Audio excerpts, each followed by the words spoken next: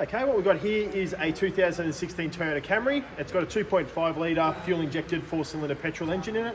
What we've done is we've located the required sensors on the engine in order to live tune on the dyno using the Uni-x ECU. This particular Toyota Camry has a fair history with us at Dynomotive. It's been to us for a fair bit of basically just power runs on the dyno, as the customer himself has done some bolt-on modifications, including exhaust, intakes, a different airflow meter, etc., some spark plugs.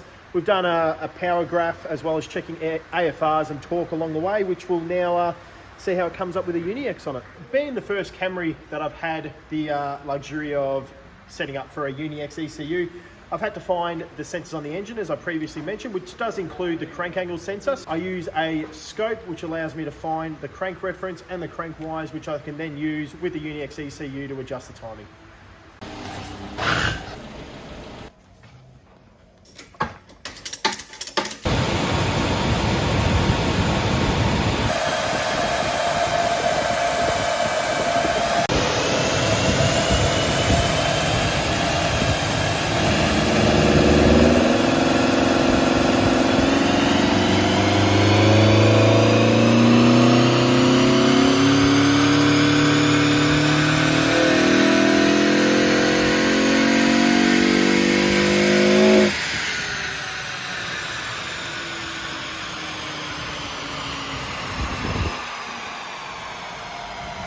Okay, so I just finished tuning up this Toyota Camry live on the dyno using the Uni-x ECU.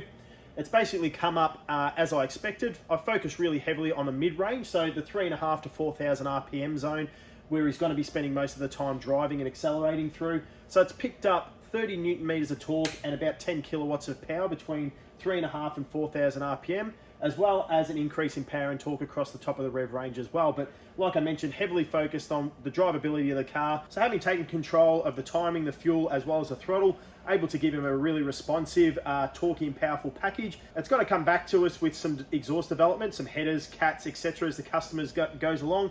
It'll come back to me so that I can tune it to suit those mods as well and hopefully get a little bit more out of it.